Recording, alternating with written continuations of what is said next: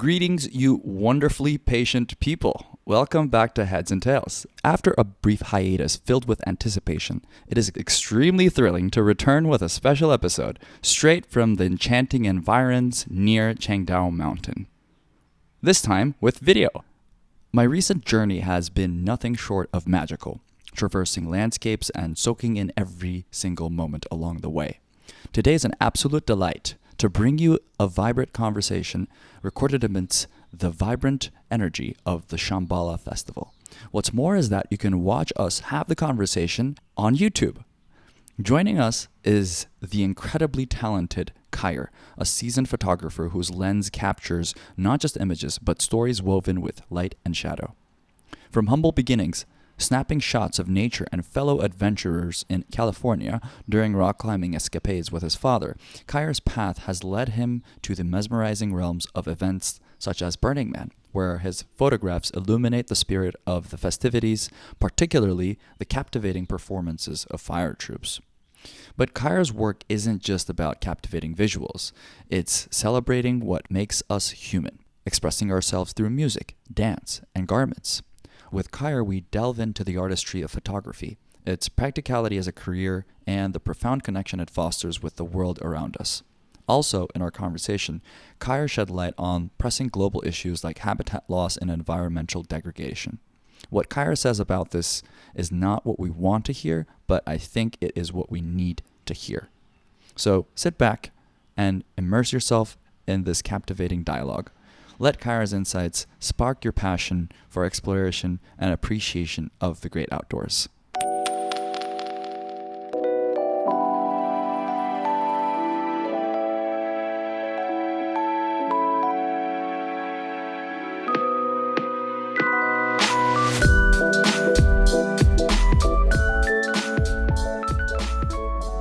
Piece of the wonder. Okay. I'll get things going here. I traditionally like to ask people how they define themselves. I can do a sloppy job of introducing you to my audience, but I would love you to introduce yourself, tell them where we are right now, and we can start from there.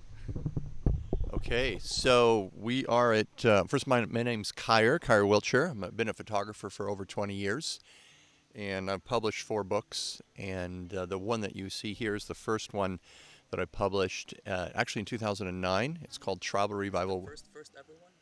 The first book, yeah, I'd published calendars before that, and but this is the first book I published in 2009. It was about West Coast festival culture, so not just specifically to festivals, but the culture that's part of that and it makes up that. And Burning Man, of course, is one of the probably the main festival in the book. We are at a festival called Shambala here in northern Thailand. I would describe it as Japanese hippie meets Thai hippie meets Western hippie. And it's sweet. We got a river running through it, creek, and it's a lovely time of year to be here. We have Chiang Dao Mountain rising not far from us, so it's a beautiful spot. They say Chiang Dao Mountain, I don't know how much you know about this mountain, but Juan told me they keep discovering new species in this mountain. Do you think that adds to the vibe that we're feeling here, or is it just, like random?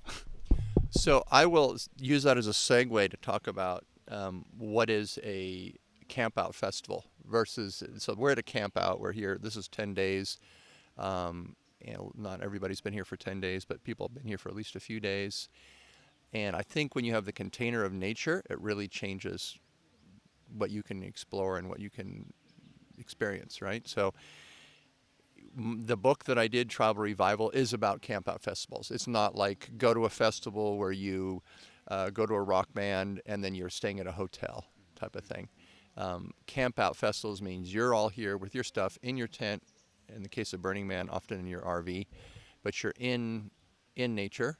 Even Burning Man is nature. It's in the middle of the desert, in the middle of nowhere in Nevada.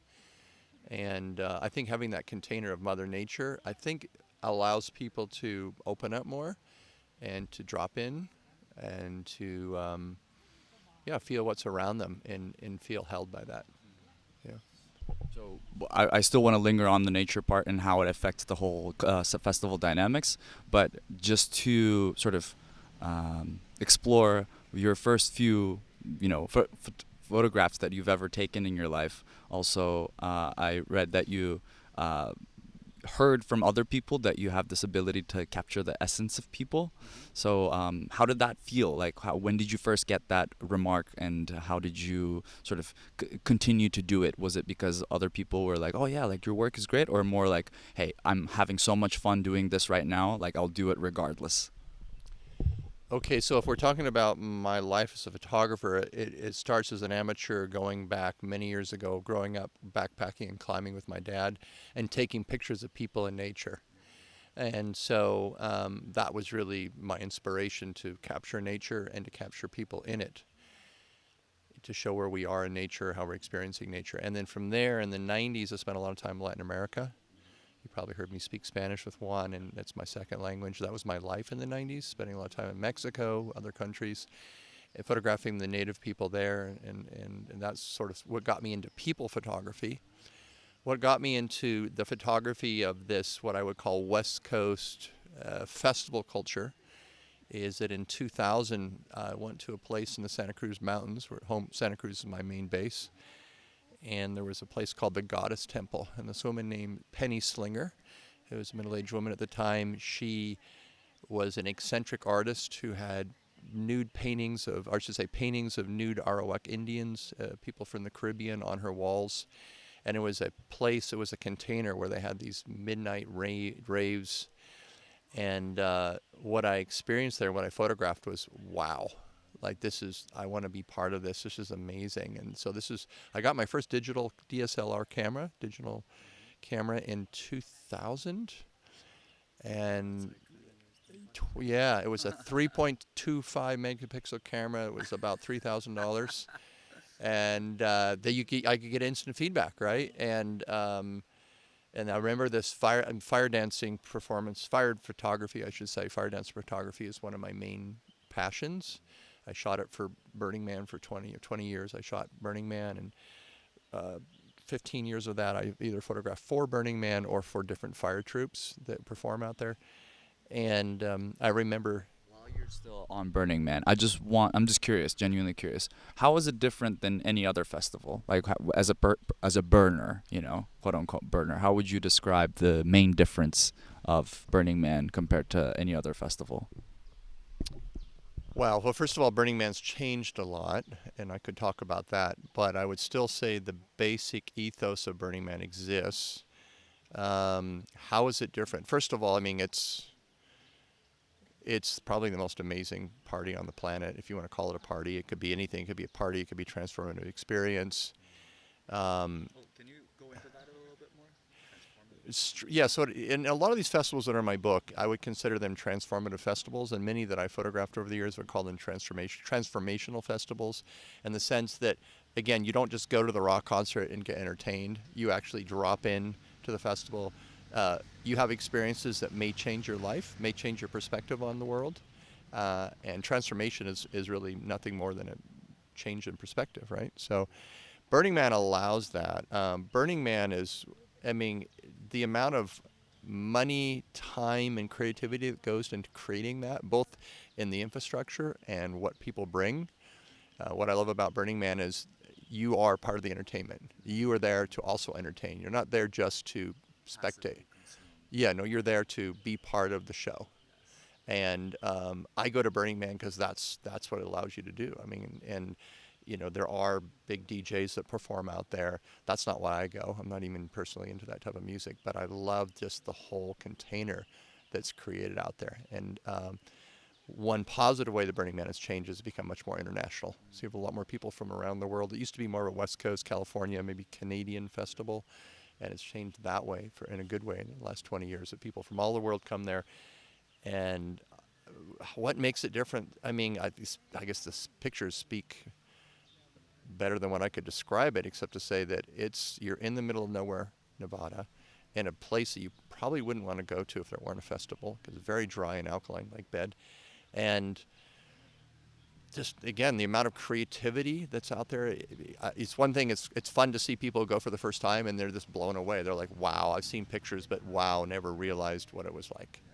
and you have to experience. The other thing I will say is you could go to Burning Man and have a completely different experience than I had. You could see things that I didn't see, and I could see things that you didn't see, and they could be amazing things that you saw and I didn't see. So it's big. It's 80,000 people. It's the only ephemeral city on the planet that doesn't work on commerce. I mean, so you need to spend a lot of money to get there. Coffee, ice. Yeah, it's funny, they sell ice. They used to sell coffee, and that changed with COVID or something. I don't know why they don't sell coffee anymore, but I don't believe they do, which is too bad because that was a nice place to go in center camp and get coffee. At least the last time I was there, which was 2022, and that was, by the way, my 20th consecutive year at Burning Man.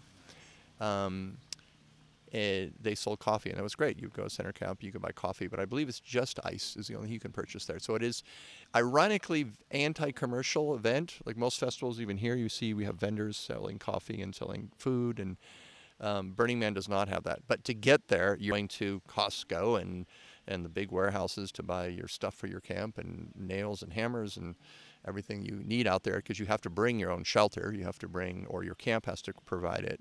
You're, again, on a dry lake bed where there is no shelter, and the conditions can be very harsh, for sure.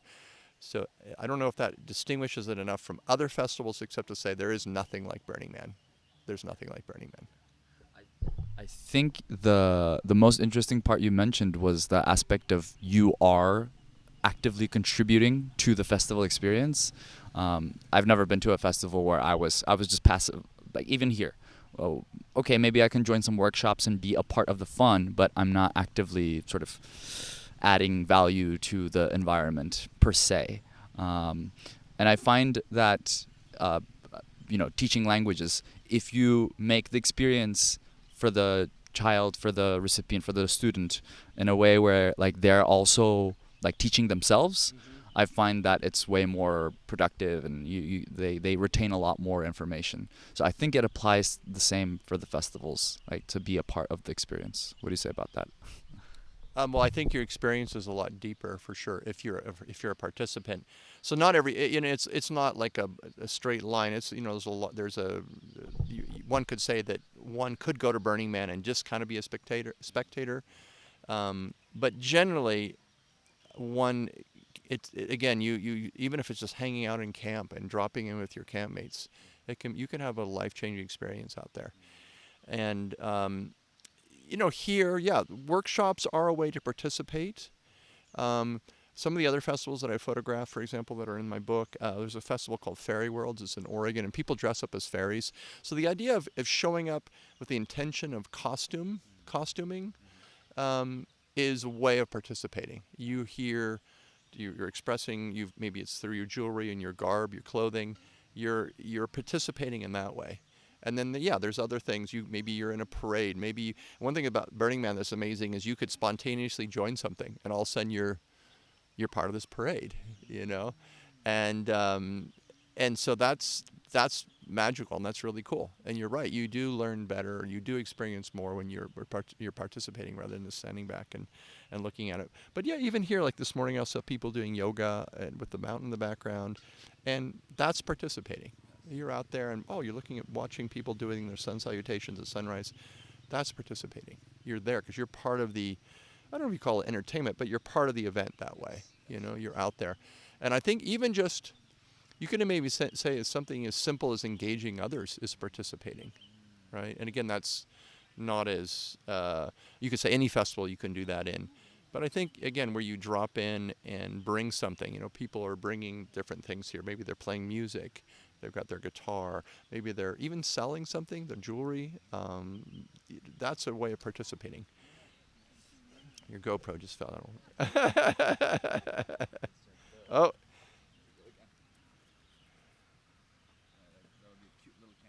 Okay, there you go. Did I answer your question? Oh, yes. That's very thoroughly, might I add. So thank you so much. I want to switch gears a bit more because I heard you mention that you went out to camp with your father and climb. Tell me more about that, and also perhaps try to think about how it, found manifestation in your life today, with the things that you do and with the kind of experiences that you sort of capture the essence of, let's say. Well, I guess it relates to two things. One, it was a wonderful bonding experience to share that with my father growing up. I think I did my first hike when I was 4 and my first mountain when I was 11.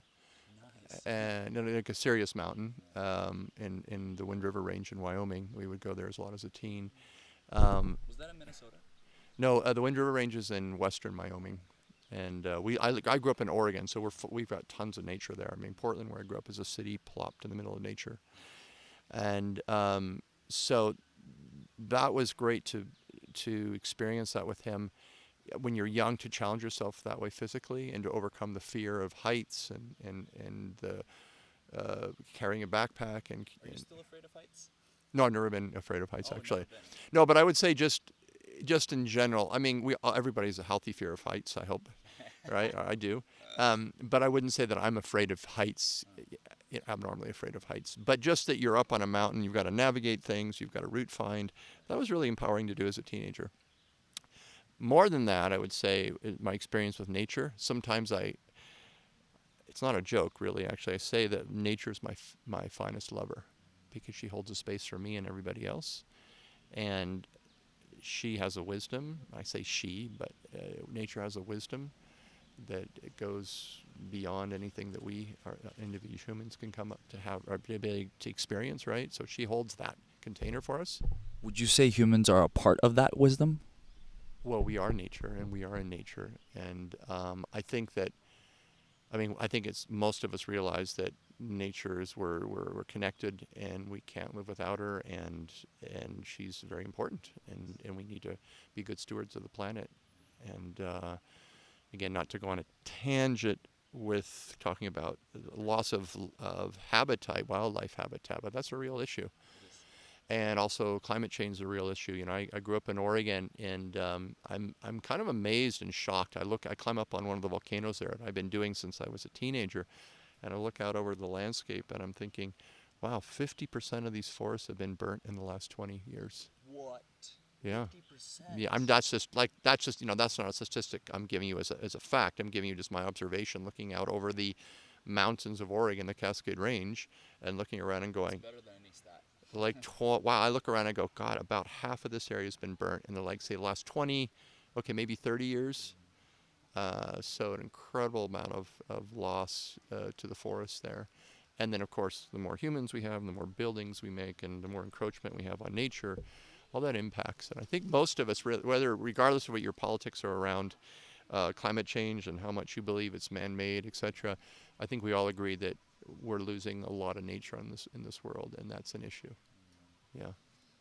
Yeah, I second that. I think a lot of concern is just for, like you said, just building more, just accommodating more people, just making their lives easier with minimum to no regard to, like this wise entity that we're a part of. That's why I asked that question.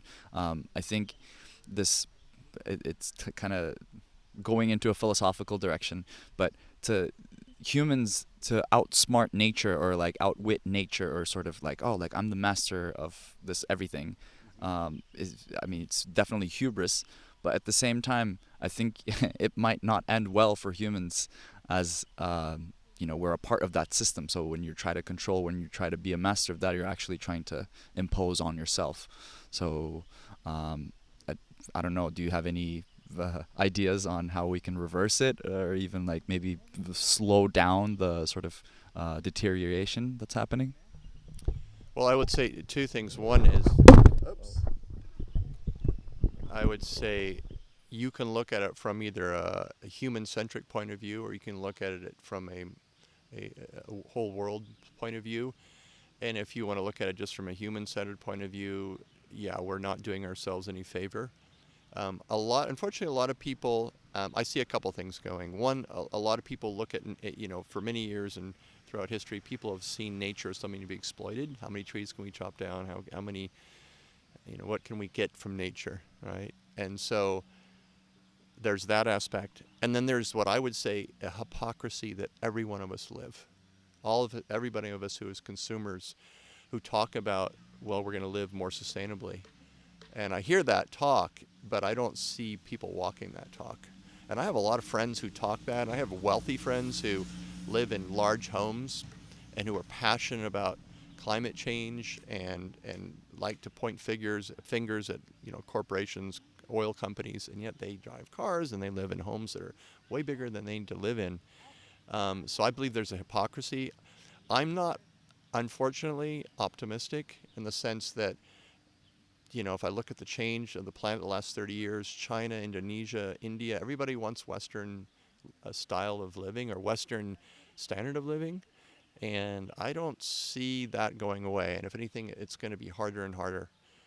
If you look at all the animals that are consumed, there's something like 70 billion animals that we eat on the planet. This is a statistic that I like to throw out there in terms of loss of habitat, and how we impact the planet with the animals that we eat. And again, I'm not a vegetarian, so I'm a hypocrite alone there. But I try to stay away from things like red meat. And 10,000 years ago, humans and their animals that we either ate or that we used for beasts of burden, land-based mammals, okay, so mammals on land, we were 0.5% of the land-based mammals on the planet. Again, the biomass, 10,000 years ago, the biomass being the weight of everything, right?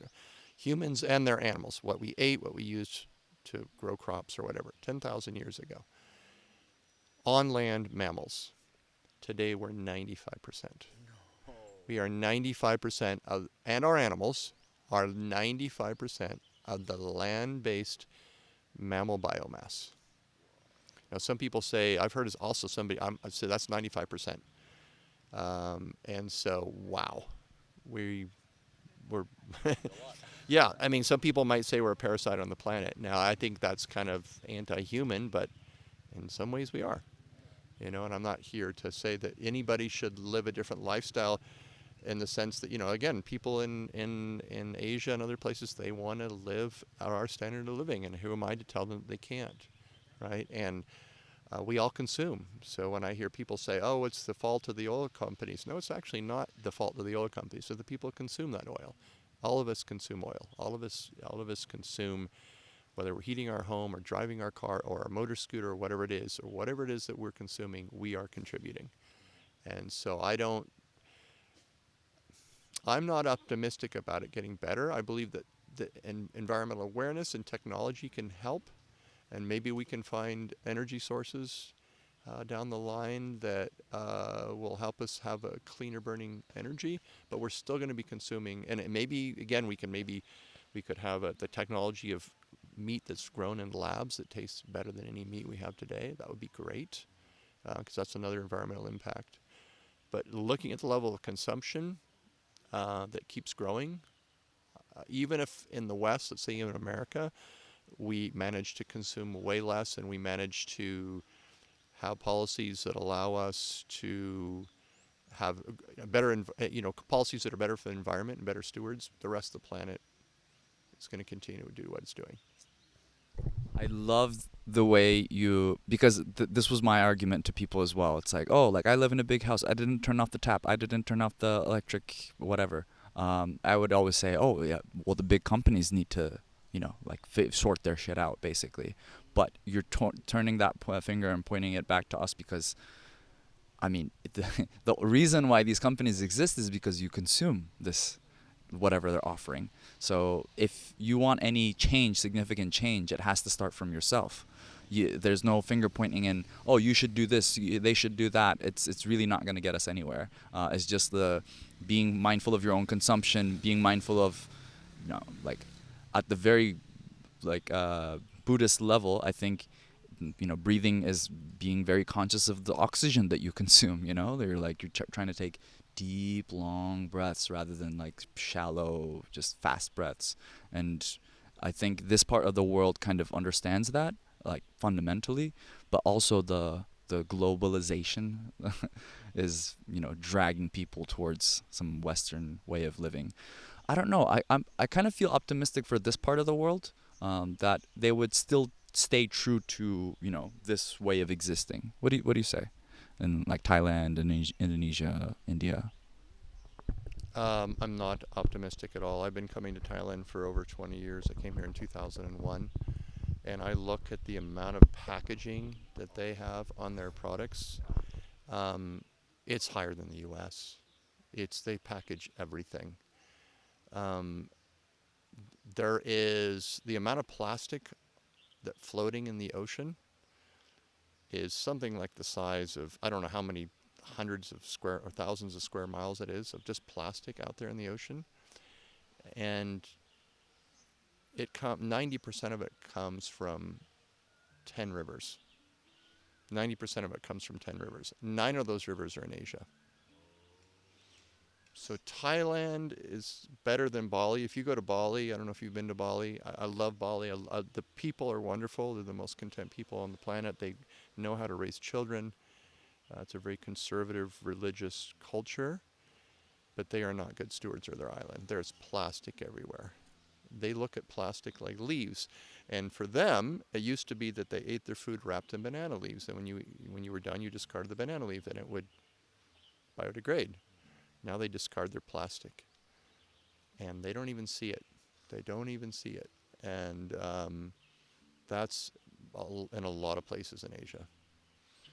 And, if you look in China, again, I'm not here to say anybody shouldn't have our standard of living. The amount of meat consumption in China has gone up astronomically in the last 30 years, especially pig, which, as we know, is a very intelligent animal. And again, I eat pork, so I'd be a hypocrite not to say that people shouldn't eat pork meat. But the amount of the amount of environmental degradation that goes along with those type of animals, cows in particular. Yeah, I'd like to say we're going to work it out, and I feel bad for your generation. I'm 60, and with a little luck, I'll be around for 20 or 30 years. But I don't know. I'm not. I believe that there is a movement for environmental change and more awareness, and that technology holds possibility. So there's maybe something there to be optimistic about. But in terms of consumption, that ain't going down. Yeah, short of some major catastrophe, which we also don't want. Ooh, okay. No. It's actually a good news flash for people my age and younger generation. I like the same way you feel, the way you feel about my generation. I feel the same way for my brother's generation, which is like 14 years younger than me. I don't know what kind of world they're going to be living in, to be perfectly honest. I can't even imagine or picture it. But I do think there's going to be more festivals. Will you be out to photograph them? Well, yeah, certainly there'll be more festivals, and that's a good thing. And I think these festivals, yeah, I think there's, what I found in the festival community, one of the reasons that people come to these festivals is we're all looking for connection. And these festivals hold a wonderful container for the right people. Not everybody wants to come to this hippie festival and get dirty, but for the right people, they hold a wonderful container. Am I going to be out photographing more festivals? That is a good question. I'm going to say generally no. I mean, I did Burning Man for 20 years. It was a lot of work. It was a lot of fun. I was photographing for my book that you see here, and then selling my book pretty solidly for 10 or 12 years, and doing 10 or 12 festivals a year. And I would recharge there'd be like Thursday through Sunday would be the festival, Monday through Wednesday I recharge in nature. It was a great lifestyle. I was a Spanish professor for many years, and so I had my summers off, and that allowed me to do these festivals. I was in California, teaching in several universities there, and so I see myself attending some festivals. My focus has been more on being in nature. I love to rock climb. I love to hike. And just when I'm in America, I spend a lot of time. I find that America, by the way, is a challenging place to be, as you know, sort of energetically. But what I love about America more than anything, and what I'm proud about in America, is we have some of the most beautiful, pristine, easy to access nature in the world. I mean, the level of beauty that we have in the West in particular, California alone, I mean, we've got desert, we've got mountains, we've got coastline, we've got forests. That's why the tech industry just set up there. We have, even the Bay Area has some of the most, I heard somewhere that it has the largest amount of open space of any metropolitan area in America, like open space where you can go hiking in nature. And then, you go 4 hours to the east to Yosemite, and you're in the spectacular mountains of the Sierras. So um, I, I consider, I see nature being part of my life until I die. Festivals, some here and there. It was really cool to kind of come here spontaneously and meet you. And I love, again, it's around the connection and to see what people are doing. There's people who spin fire, and it's fun to photograph fire dancers and people doing edgy things. And there's the whole acro yoga community here, which I photographed in Chiang Mai here and there, and that's fun. Like getting people doing co-creating with them around their talents. So I see myself doing it somewhat. Am I done with Burning Man for good? No. I could go back if I had a purpose to go out there. My purpose for years was shooting it. Like, the last, for 15 years, 10, maybe 10, 12 years at least, I shot for different fire troops. And so that was my purpose, to be out there. And then the last 5 years at Burning Man, I shot for Burning Man. And that was an honor to be a small team of photographers who photographed the fire dancers around the Great Circle on Saturday night. And among other things, we had like a Tuesday fire shoot where fire performers would show up and we'd do portraits for them. And so if I have a reason to be, I think it's really important to me personally. If you're going to spend your life coming to festivals, you want to have a reason to come. You want to have a purpose. And for me, it was mostly photography. And in a way, that's how I participated in my own way, the way how I interacted. Because your camera can open up a world just the way you interact with people, right? And you could also open up the world interacting with people through your music or through your art in general. So the long, short answer to your question is yes, but not as much. Yeah, we have different things that we go through in life. And like I say, nature is the one constant, will always be there. And I think peripherally, festivals will be part of my life, but not as much as they were in the past. And that's been true. Yeah. So I'm curious about, I don't do much photography, but they do, like people, when I take photos of them, they do say I kind of have an eye for, margins or what do you call them? I forget the technical term for it. You mean the margins, the boundary of the photos, the frame of the photo? Composition? Composition, yeah. But I do understand that it's like a relationship that you get into in that moment with your object and, like the person who has the camera. So can you just talk to that a little bit? So I do see photographing people when I'm engaging people. Sometimes I do candid photography, but really the best photos I get are where I'm engaging people. And even if I'm not directing them, I'm still interacting with them. They know I'm there with the camera. I think it's a wonderful creative relationship. It can be, and it's edgy, and it requires, this book that you're looking at, by the way, it's like technically, or I should say artistically, it's not my best work. In other words, I've done work since then that is certainly a higher level of photography. I'm a much better photographer than I was when this book came out and when I shot for this book.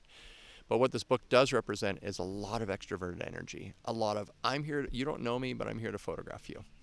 And I had sometimes I would have a decal around my neck that shows I'm the photographer for that festival. Other times at Burning Man, it's just how you show up and how you carry yourself that makes it possible. And also being very sober and very aware, like, am I pushing too much of an edge here? Maybe people don't want to be photographed. Yeah, being open to that, being sober, that you are aware. And even still, one could say you can't make an omelet without breaking some eggs. So there's still a risk that you're going to offend people or make people unhappy with how they've been photographed or interacted with. But I try my best to be aware and sensitive to people's desires. And it brings me great joy to, like, I don't know, over the years, how many people I photographed. If I had a nickel for everybody who used a photo on Instagram or Facebook that I took of them, that I created with them, I would have a lot of money. But this type of photography, the festival photography, is mostly a labor of love. So are my 4 books. I make, a living as a wedding photographer and portrait photographer and working for other people. You mentioned something before that I didn't answer. I would say that my favorite, or I should say that the compliment that touches me most when I get from people is not, wow, that's a beautiful photograph. I mean, I always appreciate people's positive feedback about my work. I appreciate even more somebody has a constructive criticism for somebody that I respect. Doing the books that I've done, especially my latest book, working with a really good book designer and getting her feedback on images was amazing. And by the way, that book's called, it's on my website. It's called, and I don't know if you'll include my website on your podcast, but I have several websites. And this one's called, I'll show it to you later. You haven't seen it yet, but it's called Natural Beauty. So there's 100 women from around the world, all the major continents, nude in nature. And I shot a lot of it in Asia and in Burning Man and on the West Coast. And working. Particularly Asian one? No. There's a diversity of women for sure, and of ethnicities for sure in the book. And we have 20 essays in the book, and we have English, we have Russian, we have Spanish, French, and Chinese. Yeah, the essays. And I didn't bring the book to the festival here. I brought this one instead, but I have a copy in Chiang Mai. But going back to what I was going to say before, the compliment that I appreciate the most is that you captured somebody's essence. And, photography is a reflection, right? And so if I can do that in a way that's authentic, that's also, I don't want to use the word flattering because I don't like the idea of sort of feeding into what can be a narcissism around being photographed. Filters and Photoshop. Well, not just that. The idea that we have Like you're worthy of being photographed. well, there's self-love, but that's different than narcissism. I mean, there's loving oneself for all your imperfections and accepting who you are to the best of your ability. And that's different than narcissism. And I would say that narcissism, unfortunately, is still a very large part of, let's say, Burning Man culture and Western culture in general. We're a very hyper-individualistic society. I mean, you've spent time in America. I don't know of a more individualistic country in the world than America. And that has its pluses and its pluses are we were able to think out of the box and create iPhones and all the amazing technology that we've created and the art we've created in the world. But the downside of that is, of course, a self-centered narcissism. And so I don't like feeding into that, and I'm sure I've been guilty of feeding into that. So, but if I can capture someone's essence in a way that either captures their beauty, but not in a narcissistic way, but it's capturing their essences, their a photograph that is flattering, but also says, wow, you can see their essence in the photo, especially if you knew the person, or you can read into that an emotional expression.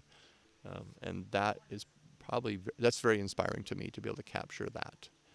Yeah. Do you think these festivals have a way of bringing this essence to the forefront of humans? I feel like, at least, like you said, when people are in nature, they feel a little bit more open. Perhaps in a festival setting where I feel like music is kind of meditation, like active meditation, because it's like the beat kind of just forces you into this moment because there's nothing else but the music that's playing or the silence that is continuing right now. So in these ways, I think festivals are a good place to, or I don't know, it's like a question. Would you think that it's a good place to take pictures? Is that why you did like festival photography specifically? So there's different things you're bringing up there, and your last question was, you said a bunch of things, but your last question was, are festivals a good place to photograph?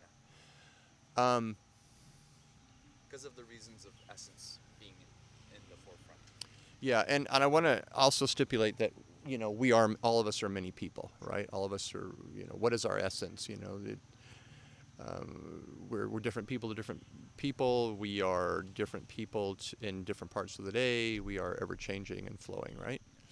So I do think that a festival that allows you to be more open allows, as a photographer, you to capture somebody more in their essence. In other words, they're less guarded, perhaps. They're less putting up that wall, that barrier, that facade that protects them. So if one feels safe in a container, I think, for example, I did this book of nude photography. Almost everybody in the book was not a professional nude model. And I think that Mother Nature really helped provide a container for people to feel nude being photographed by somebody who's not their lover, who's not a close friend of theirs. And so in that way, I think that festivals, yes, they can, especially in nature, they can allow us to open up more and to show, quote unquote, our true essence. And then that can be captured as well through photos. Are festivals good places to photograph? I guess for some people, if you are, I think for, there's different type of photographers. Some photographers are brilliant nature photographers. I know some photographers who are incredible nature photographers, and they will have so much patience and time to wait for the perfect lighting.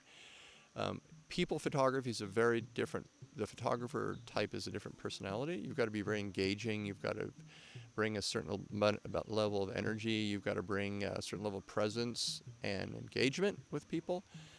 And not everybody wants to do that. Not everybody's inspired to do that. So if you are somebody who likes to interact through your art, and you enjoy people, and by the way, what I said earlier about the planet not being optimistic, that doesn't mean I don't love the human race. Yes. I just think that that unless we're collectively able to shift some major things, I'm not optimistic about how well we're taking care of the planet.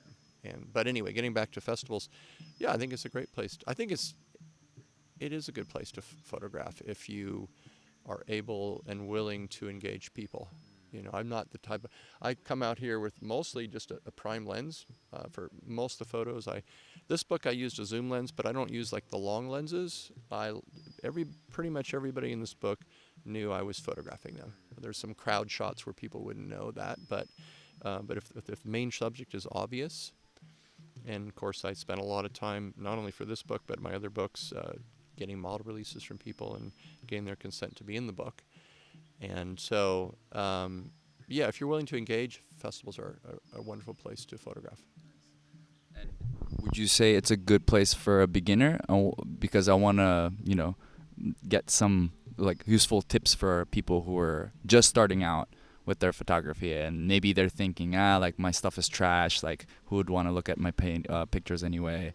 Like anyone who's kind of getting into the world of photography and may or may not be, satisfied with their job. Is there any tips that you could extend? Well, again, there's two different questions there. If you want to improve your photography as an amateur photographer, professional photographer means nothing it only means that you make a living at it. It doesn't mean you're good. Just somehow you got the business side of it down enough to make money off of it. In terms of is the container of a festival a good place to hone your photography skills and to get better as a photographer, as an amateur photographer? I would say yes, and in the sense that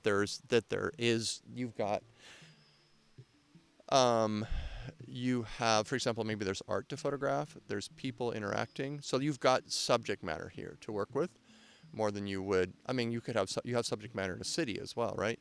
But if you enjoy this atmosphere and you enjoy like the costuming, I see two people walking right now. They got their tattoos, they got their fire tools, their hula hoops. If they're willing to be photographed and you're willing to put out the energy to engage them, then yeah, it's a place that you can hone your skills. So many people these days are taking photos with their iPhone or their smartphone. But if you have a regular DSLR camera, and then your other question is there any tips to becoming a professional photographer? And I would say two things. It is a great time in the world to be a photographer. The equipment available that you can use for not a lot of money, whether it's your smartphone or a DSLR camera. It's a great time. The technology keeps getting better. The software for post editing keeps getting better. It's a great time to be a photographer. It's not a great time to be a professional photographer. Technology is it's one of the reasons why I do a lot of other things like web design and I teach online. It's a lot harder to make a living as a photographer. Why? Because I used to shoot yogis and do videos for them. They can do everything they need pretty much on an iPhone, and it's all and they can upload it instantly on their Instagram account. Them doing yoga, asana, flows, and that sort of thing. And so it is not a good time to be a professional photographer. So I don't recommend it for anybody unless they're really good at the business, unless they're really good at self-promotion and they got a good business mind and they like doing photography, but they just love the business of it more than anything. The problem is for most people who want to make a living as a photographer, we might have talent as an artist, but we're not naturally good business people. And my challenge has always been that. I love what I do as a photographer. I've loved photographing the festivals. I've loved doing the photography that I've done for my books. And But in terms of, yeah, the business is tough. I don't recommend it. Even something like you say, like we were talking about web design earlier. Web design is even hard these days. And again, you're competing with people in India versus, if you're in America. Costs crazy. Yeah, and the people who make good money, to be honest, like where I live in Santa Cruz, California, the people who make good money, a lot of them work over the hill for corporations. They work for Apple, they work for Facebook, they work for big companies that pay them really good money to continue. What do people spend money on these? They spend money on computers, they spend money on their smartphone, they spend money on clothing, mostly from third world or other countries. And so, yeah, in terms of, photography is basically a service industry, and it is not a good time to be a photographer. Do some people make a good living as a photographer? Yes, but they're far and few between. One can make a decent amount of money as a photographer, but you're not going to do really well unless you have a bunch of people working for you and you've got a business model that's really good. And so, yeah, that's my kind of straight, honest, candid answer about that.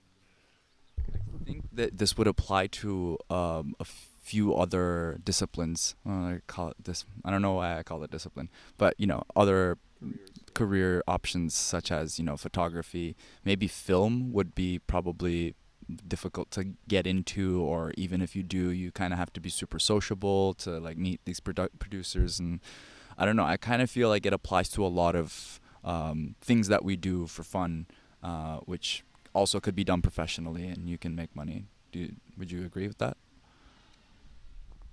Well, of course, yeah. I mean, the world is changing. Every day it changes more quickly. It used to be, even before my generation, it used to be that you'd have a job and maybe you were a factory worker, or maybe you were a professor, but that would be your job for your entire life. And now you've got to constantly reinvent yourself because technology, whether it was the mass exodus of jobs to Asia and South America, in the manufacturing sector in America, and people who were depending on good jobs, they lost those jobs because the companies figured that they could do it somewhere else cheaper. And technology, yeah, technology is constantly changing. It's constantly, and make things again some ways better and easier.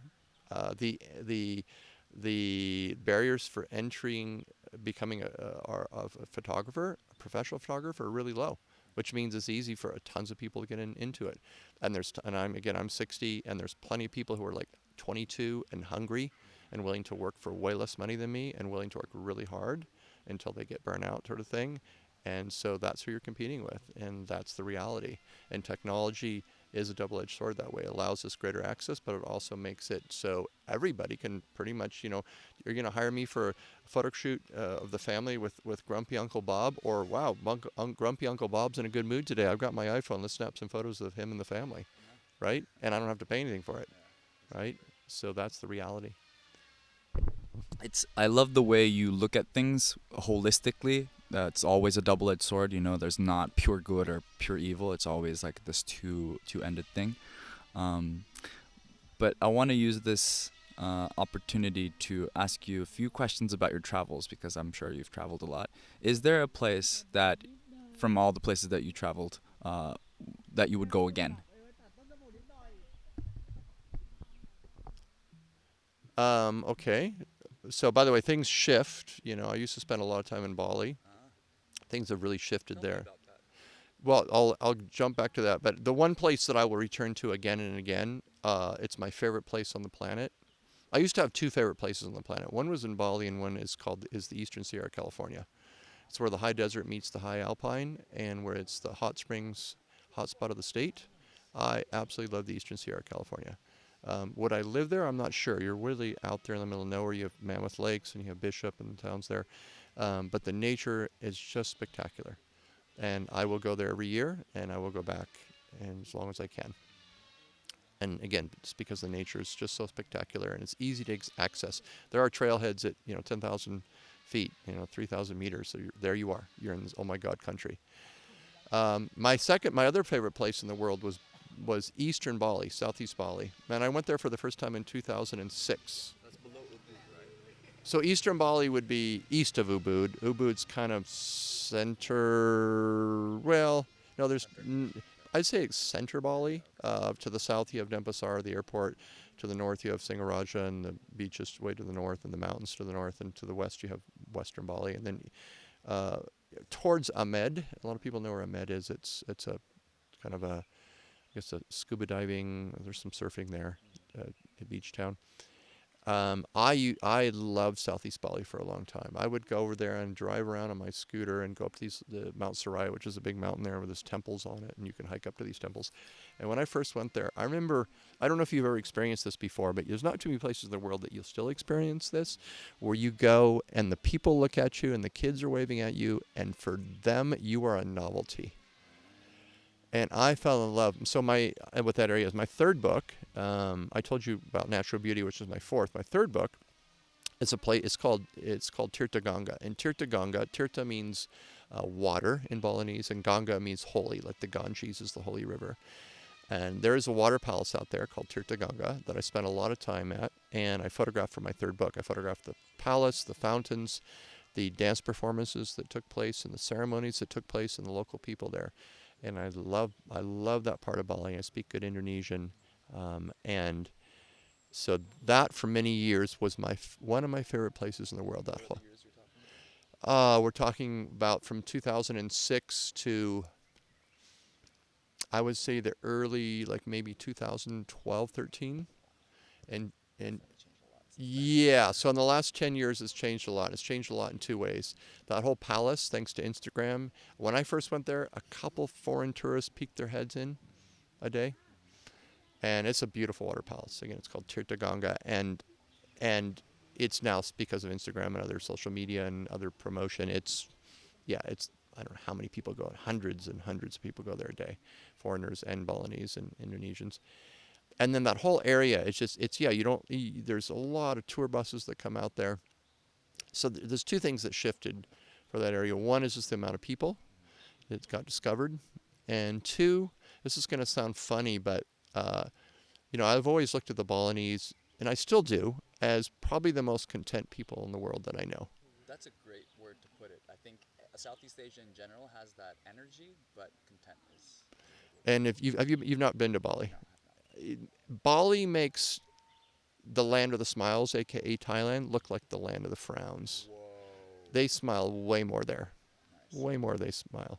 And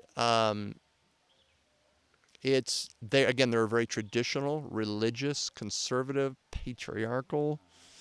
I'm going to the deep shadow of Bali around the patriarchy there, but again, it's lovely culture, and I'm the last person to criticize them, nor that I want to be. But Bali still has something very special, but it's overrun with people. I've been actually pulsing people in Bali. What's the scene like? And the consensus I'm getting is lots of traffic, very dense, and lots of construction. And they're this island, which, I don't know if you've been to the Hawaiian Islands, but Bali is half the size of the Big Island, and it's got 4.5 million people, and it gets about 11 million tourists a year. And the Indonesian government wants 20 million. It's a cash cow for the Indonesian government. And 98% of the tourists who go to Indonesia go to Bali. Maybe they go to Prambanan and Borobudur in East Java, West Central Java, but a few other places, but that's pretty much where they go. And Bali is a Hindu island and a Muslim country, the fourth largest in the world. It is a wonderful place, but it's lost especially Southeast Bali, has lost my own personal status as one of my two favorite places in the world, just because of that. And the smartphone is really, I call the smartphone, it hit Bali in about 2014, 13. I call it their greatest threat to what I would call their happiness quotient. The Balinese, one of the things that I loved about the Balinese, let's say you had a driver that you hired for the day, and you said, we're going to go off for a couple hours. We don't even have to tell them how much time. And during that time, they might go down and get a cup of coffee, and because the Balis love to hang out and talk, just gossip and talk, right? They're very social people. And then you come back, and the driver is just sitting there, not bored, just, I would say, being. If there's an action verb, being, just being. And I love that about the Balinese people. And since 2014, again, more than tourism or foreign people coming in, because the Balinese do a great job of preserving their culture in a lot of ways. They have their own language. They speak Balinese, not Indonesian, to each other generally.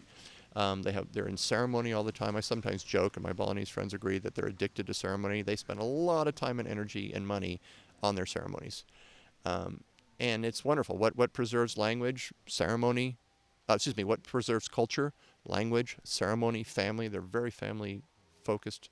They're much more of a what we would call a communitarian society than individualist America. They're almost the other spectrum of that, other side of that. Um, and they got something special. And yet the smartphone is the biggest threat to that. I see young people on it, I see old people on it. It's taking them out of the present moment. And it is, even the land of smiles and contentness, I would say there's less smiling even in Bali than there used to be. Thailand the same way. I came here 20 years ago. People are way more smiley. Way more smelly. And in Thailand's obviously changed a lot technologically. If you look at the roads around Chiang Mai, the infrastructure that's been created, and the internet and the technology, and the economy's gone up and everything, and their hospitals have always been excellent, and their medical system has always been very good as long as I can remember. But the technology is that, again, the double-edged sword that we talked about. It is lowering, I think, their level of contentment. Yeah, so, and that's the whole planet in general. And Bali is I've seen it very clearly. And so we'll see what happens. I'm worried about them in the sense that they're trying to stuff as much as they can on that little island. It doesn't have the infrastructure. It doesn't have the road structure. Like they've done a really good job here. Northern Thailand, the roads that they have here, this is on par with any place in America in terms of the infrastructure that's gone into building good roads for the amount of traffic that's on the roads. Maybe even better in America in a lot of places, right? So, but Bali is not that way at all. So I worry. I'm fortunate to have had this perception of whenever I'm traveling or whenever I'm choosing something, the second best is always kind of preferred, especially for travel. I mean, look at New York and New Jersey, or like Amsterdam and Den Haag.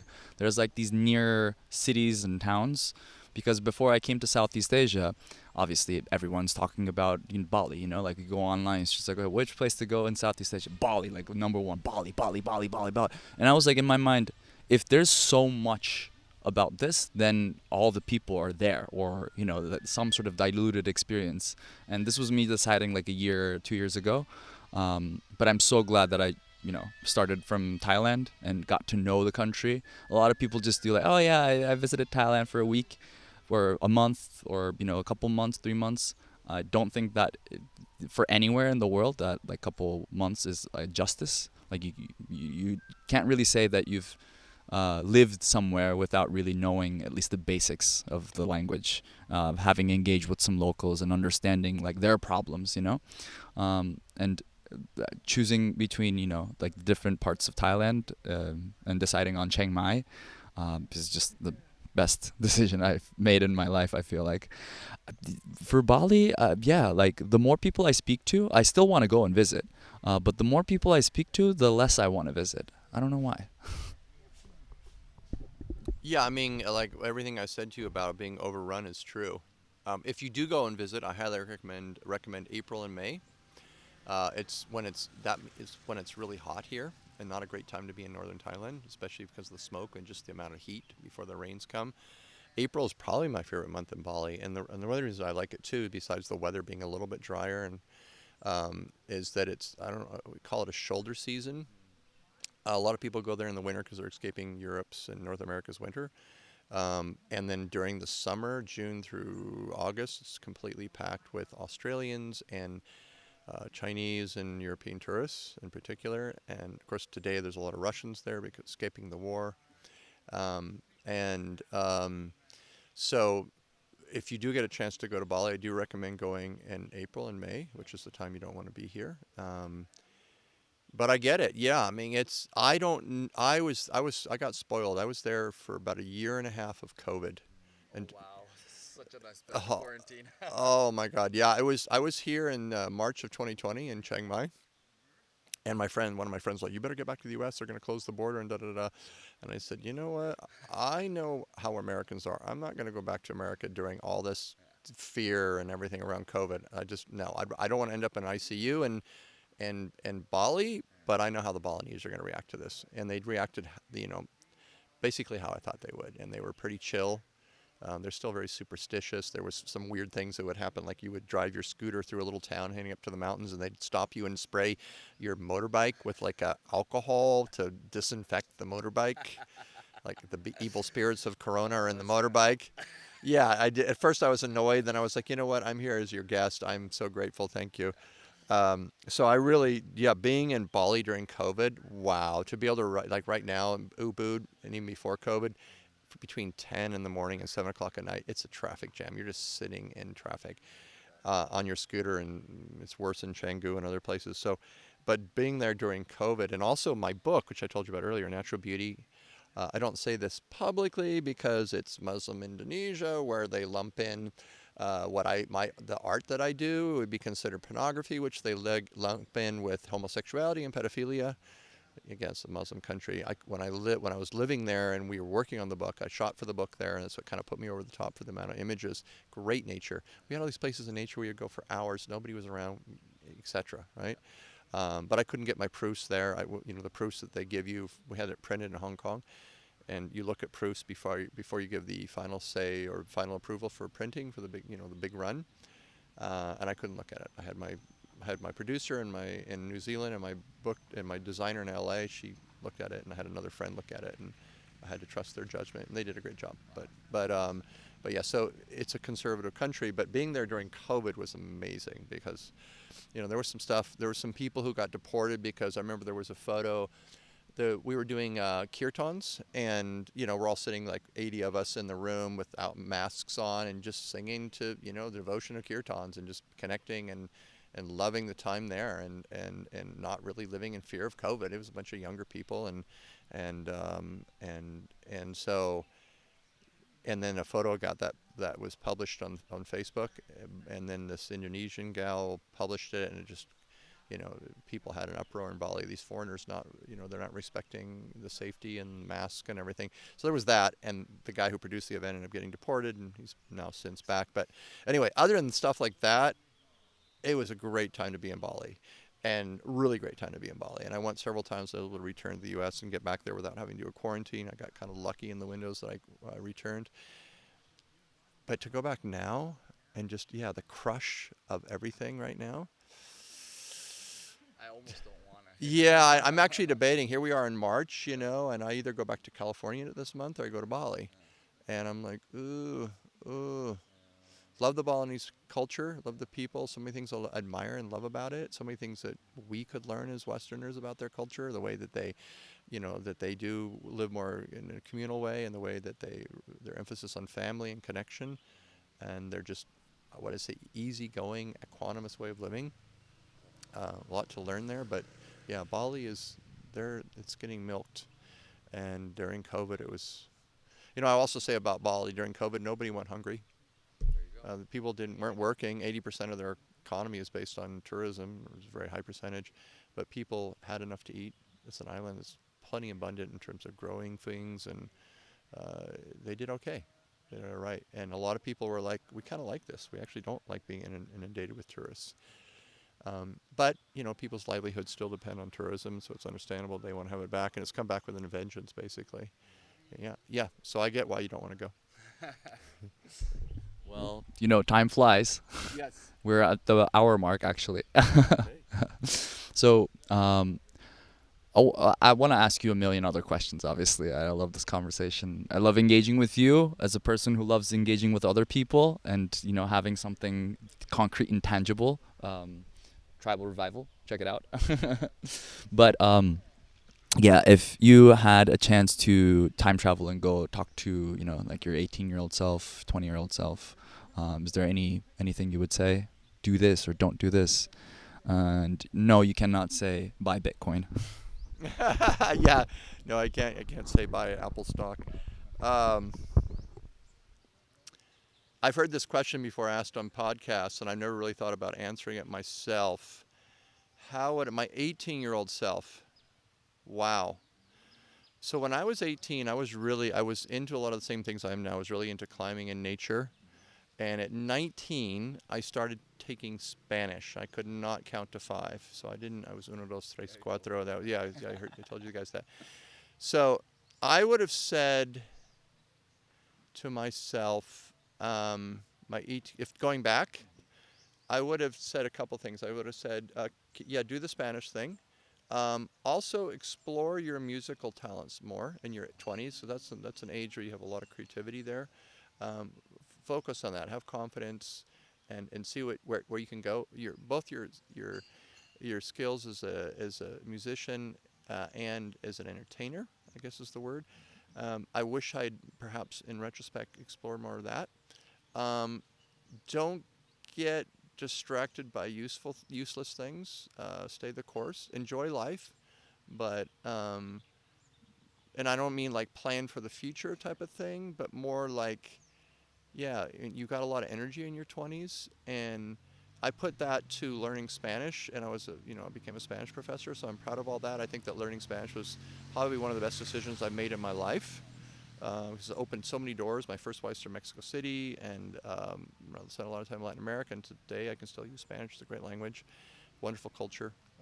And so I would have said continue to do that, but also explore other things. You have the space to do that. Continue to spend time in nature. It would have also been kind of fun. I grew up and I did a lot of rock climbing when I was in my teens, and I was still doing mountaineering and that sort of thing, but I wish that in a way it would have been fun to continue that, because in your 20s and your 30s, I went back to climbing like when I was in my 40s, but in your 20s and 30s you have a lot of energy to really get to a high level that I never quite made in climbing. It would have been kind of cool to do that. I feel grateful today that I still climb, and I'm climbing with guys half my age and still can do it here in Crazy Horse near Chiang Mai in the US. But I would just say that, yeah, I'm kind of going on a tangent to answer your question, but I would say to my 18-year-old self, yeah, stay focused, do the things that you accomplished. Like, I went to graduate school, I got my degrees and everything like that to be a teacher. Continue with that. Open yourself up also to that sort of, I've always considered myself a creative person, but musically I wish I'd done that more. Yeah, just, I don't want to say live a more efficient life, but live a more full life. And then the other thing I would say, and this is obviously with age you get this, and there's a equanimity and a wisdom that you get with age, and if I could part some things, these are all of us that would experience,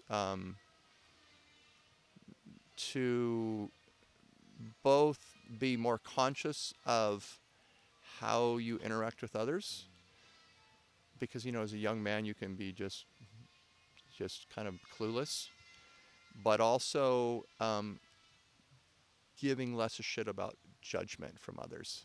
So there's a balance there to go, okay, I own that I could do things better, but also not taking things personally when it's often other people's shit, right? So those would be those two nuggets of wisdom. I would say, really be honest with yourself what you need to own, and other than that, and what you need to change to be the best person you can be within your abilities and what you've been given in life, and also be wise enough or aware enough to know when somebody's putting something on you that, it could be a girlfriend or it could be any interaction that is somebody's putting on you that isn't really your shit, and just to hold that with love and say, okay, I get that's where they're at, and not take it personally. Lovely. Not taking personally is, like anyone of any age can sort of like make use of that. I particularly love that you said open up musically while we're at a festival. I think a lot of people would benefit from that as well. I think music is just, I heard this one guy, he serves coffee in the morning, sings at night. He performed, I think Sunday night, I'm not sure. But he says, this morning when I was drinking coffee, I was like, so like you play music for a long time? He's like, like sometimes I do, sometimes I don't. But I do it because music is the best doctor I have had. So I found that really nice and funny, and like it goes parallel with what you said. Thank you so much. I really appreciate your time, energy, effort, and attention. Is there any parting words, thoughts, ideas you would like to share? Fatih, stay curious, and thanks for spending some time with me. Might have been right, Cup. All right, awesome, man.